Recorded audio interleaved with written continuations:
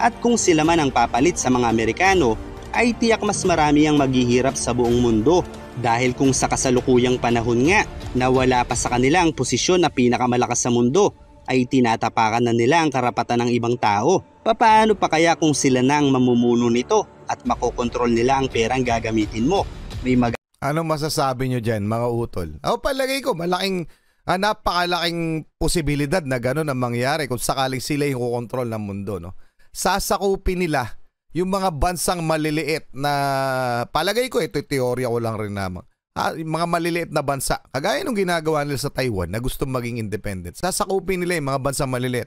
At palagay ko rin, no, kasama sa mga plano nila yan, sakupin yung Asia, yung maliliit na bansa sa Asia. At yung kalipunan ng Asia ay maging kanila. Maging China na lang, one China. Teorya ko lang lamang yan. Pero yan ay hindi imposible na iniisip nila. Ang problema, etong na-outwit sila kasi ng United States of America. Yung galaw ng mga bansang malalaki noon pa ay anticipated na yan ng United States of America.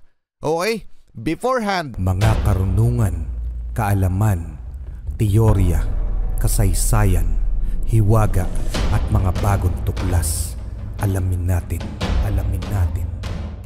Grabe ka interesting mga utol, pero bago tayo tuluyan dumako sa ating featured video inaanyayahan ko muna kayong paki-follow and paki-like itong ating official Facebook page, Alamin Natin PH. Palakasin natin siya mga utol. Nandito rin po ang ating mga content para doon sa mga nagfe-Facebook na lang, dito na lang kayo manood rin. Okay mga utol, mabalik na tayo sa ating featured video. Naku po, napaka-interesting, no? What if China ang maghari sa mundo? Ano nga kaya, no? Ano nga kaya ang mangyayari? Mula kay solidong kaalaman, paki-subscribe siya, paki-like na rin yung video. Tingnan na natin kung ano nga ba mangyayari. Ito'y teorya lamang mga utol, ha? Pero with ano to, may mga facts, no? Na tuloy na natin.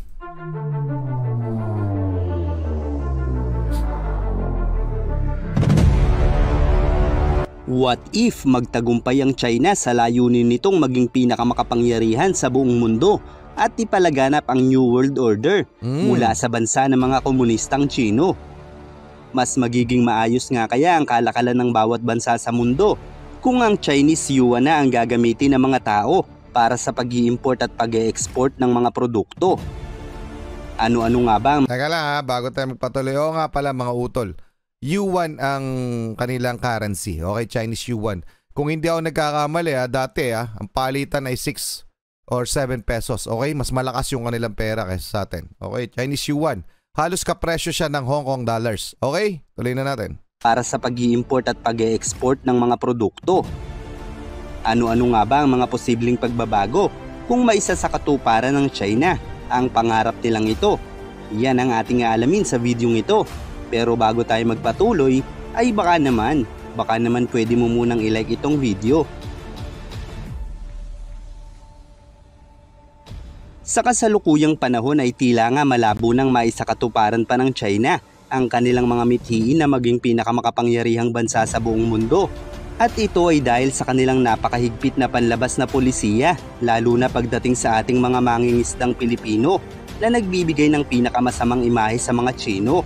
Dahil ang kanilang panggigipit sa mga mangingisdang Pilipino ay naglalarawan lamang na wala silang pakialam sa kahit na sino para lang maisakatuparan ng kanilang mga plano.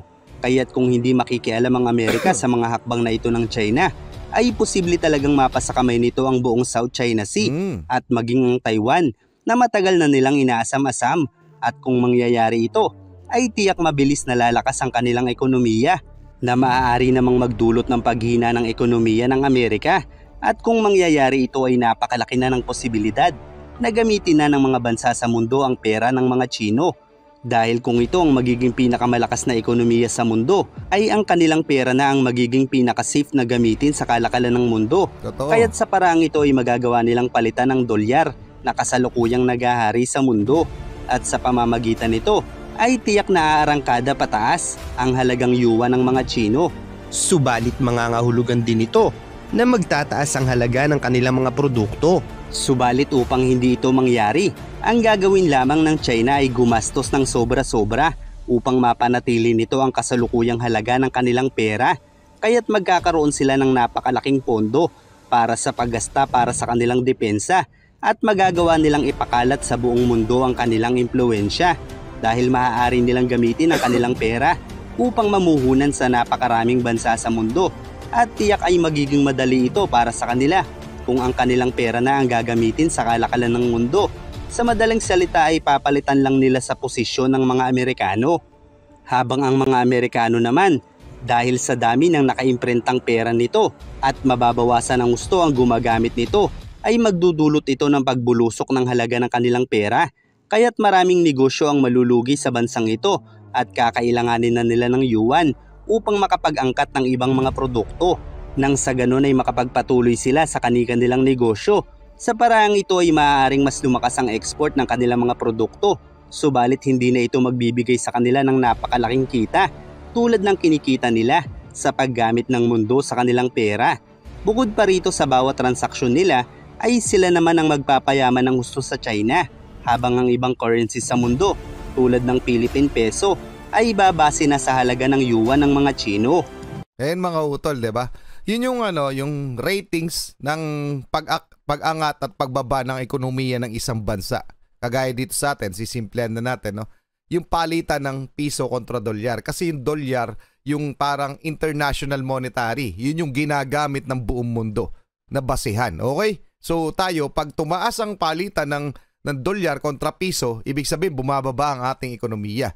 No? So ganun rin ang mangyayari kung yuan ang gagamitin sa buong mundo. At pag napalitan nga ng yuan, ibig sabihin sila na yung nasa pinakaibabaw o tuktok, no? Nasa na sila. Sila na yung namumuno sa mundo. Okay? At pwedeng mangyari yan. Hindi yan imposible mga utol.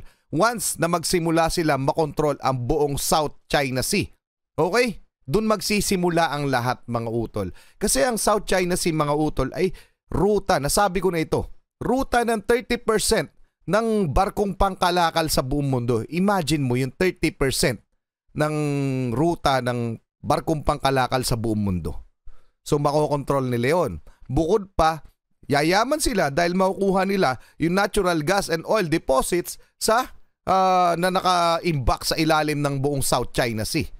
So mas lalakas ang kanilang ekonomiya dahil baka malampasan pa nila yung production ng enerhiya ng United States. At so far nga mga utol, mas malakas pa rin ang production ng enerhiya ng United States kesa sa China. Di hamak na sobrang layo. Pero pag nakuha nila yung namina nila, na-explore nila yung mina ng gas and oil dyan sa West Philippines, sa South China Sea, sa buong South China Sea.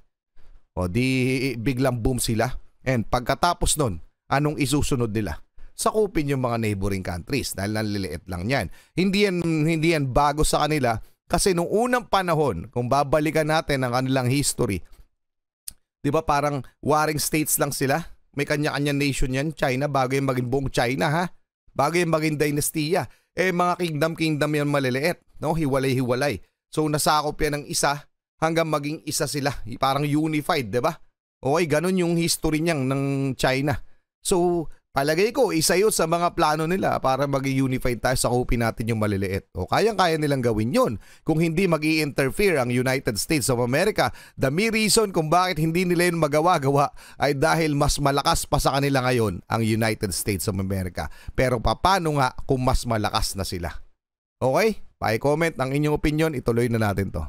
Kaya't kung ang halaga ng dolyar ay bababa dahil hindi na ito gagamitin ng maraming bansa sa mundo, ay hindi ito makaaapekto sa ibang currencies ng mundo dahil yuan na ang pagbabasihan ng mga ito.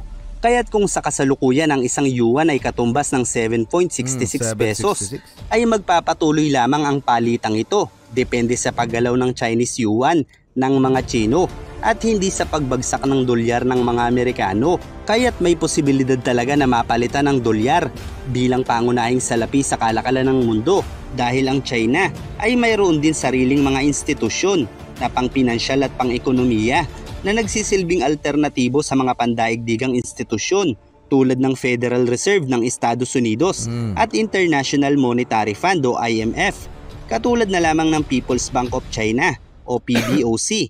Ito ang sentral na bangko ng China na nagsisilbing katumbas ng Federal Reserve sa Estados Unidos.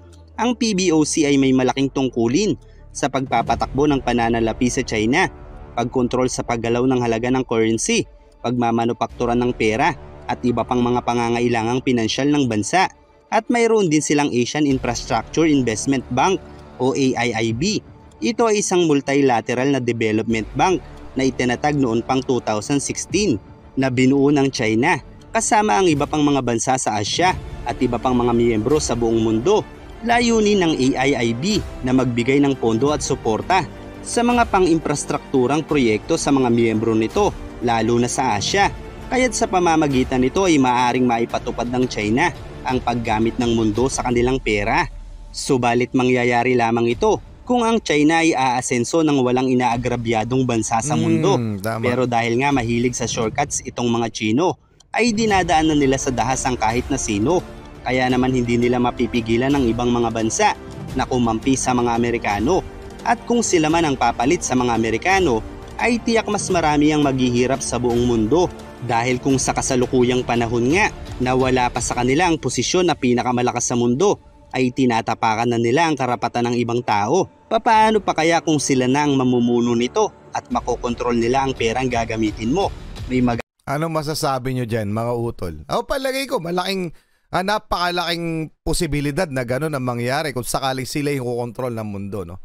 Sasakupin nila yung mga bansang maliliit na, palagay ko, ito teorya ko lang rin naman. Yung mga maliliit na bansa, kagaya nung ginagawa nila sa Taiwan na gustong maging independent. Sasakupin nila yung mga bansang maliliit. At palagay ko rin, no, kasama sa mga plano nila yan, sakupin yung Asya, yung maliliit na bansa sa Asya. At yung buong, yung kalipunan ng Asya ay maging kanila.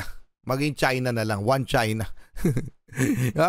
Teorya ko lang lamang yan. Pero yan ay hindi imposible na iniisip nila. Ang problema, etong na-outwit sila kasi ng United States of America. Yung galaw ng mga bansang malalaki noon pa ay anticipated na yan ng United States of America. Okay? Beforehand, na sila'y lumakas, meron ng counter-attack o mga counter dyan ang United States of America. Bakit ko nasabi? Yung first island chain strategy na lang, matagal na yung inilagay ng US. Okay, noong unang panahon pa, pagkatapos pa yata ng Sino-Korean War. Okay, yung paglusob nila sa Korea. Nagsimula na ang US na maglagay ng mga base militar na nakapalibot sa China dahil alam nila darating ang pagkakataon na ito. Okay, ganon sila ka-advance. So parang 10 moves ahead sila sa China. Yun ang tingin ko eh. Meron silang first island chain command na nakapalibot just sa South China Sea. At meron pa silang second island chain command, no? Nasa backup kumbaga para hindi magawa ng tuluyan ng China ang kanilang mga plano. Doon pa lang. One wrong move nga mate, pakiramdam ko. Etong China, one wrong move sa United States of America, mate ito. Pag ito gumalaw ng isang bansa na kaalyado ng US, grabe, isipin nyo na lang ang mga utol. Ito pa, kung bakit ko nasabing anticipated ng US ang plano na yan ng China, yung mga gustong gawin. Meron pa yung isa pa yung mga alyado na lang, alyadong bansa. Gaano kadami ang alyansa ng US? May NATO. Doon pa lang sa NATO, mga utol, yun yung panapat sa USSR dati, di ba? Sa Soviet Union, nawala na yung Soviet Union, ngayon Russia, nag-iisa na. Di ba? Doon pa lang Tapos na ito, China, anong well anyway, sa NATO, meron pa, ang dami niyang alyansa hindi ko na, pero dito pa lang sa ASEAN, no? Sa ASEAN pa lang, nagsasabi na lahat yan pinoprotektahan namin. Pero yan ay mga dahilan kung bakit may base kami. Kaya may allies kami dyan. Para hindi rin mangyari yung kaggalaw o mga pinaplano nitong China. One wrong move nga, mate. Yun lang masasabi ko. Okay, tuloy na muna natin mga utol. Gusto ko rin marinig o malaman ang inyong mga komento hinggil dito sa ating topic. Paki-comment na lang. Tuloy na natin. Gagawa ka pa kaya laban sa mga ito na walang inirerespeto, masunod lamang ang kanilang gusto? Kaya naman kung nababalitaan ninyo ang biglaang pagkasibak ng kanilang foreign minister na si Qin Gang nang walang inilalabas na dahilan ang China, ay masasabi nating ang mga naging hakbang nito ay tiyak hindi nila nagustuhan. Dahil kung iisipin nating mabuti, Bago pa man tanggalin si Qin Gang sa posisyon bilang Chinese Foreign Minister, ay nakipag-usap muna ito sa US Secretary of State na si Antony Blinken noong July 18 taong kasalukuyan. At ayon nga kay Blinken, ay nagsagawa sila ng tapat, matibay at konstruktibong usapan. Sa makatuwid ito ay karaniwang gumagamit ng malasakit, pag-unawa at respeto sa kapwa kalahok upang makamit ang mga pinagkakasunduan at magkaroon ng mahusay na koordinasyon. At pagkatapos nga nito ay inimbitahan ni Blinken si Qin Gang sa Washington upang ipagpatuloy ang mga talakayan. Nangangahulugan lang ito na kung pumayag si Qin Gang sa imbitasyon ni Blinken na bumisita sa Washington ay magiging kahina-hinala na ito para sa China. Dahil nga ang panlabas nitong pulisiya sa kasalukuyan ay nananatiling walang pakialam para sa iba. Kaya't ang meeting na ito ang posibleng naging dahilan ng pagkasibak niya dahil napagtanto niya marahil na mas makabubuti para sa kanila ang makinig sa Amerika. Kaya't kahit isa pa siyang mataas na opisyal ng China, ay ganoon na lamang siyang kadaling sinibak ng mga komunista. Okay mga utol, lilinawin ko ito lang, bago lang yan, wala pa yatang 2 weeks, 3 weeks, okay? Ito si Qin Gang ang director ng Foreign Affairs ng China na ngayon ay pinalitan na ni Wang Yi. Okay, si Wang Wenbin ay Deputy Director ng Foreign Affairs under nito.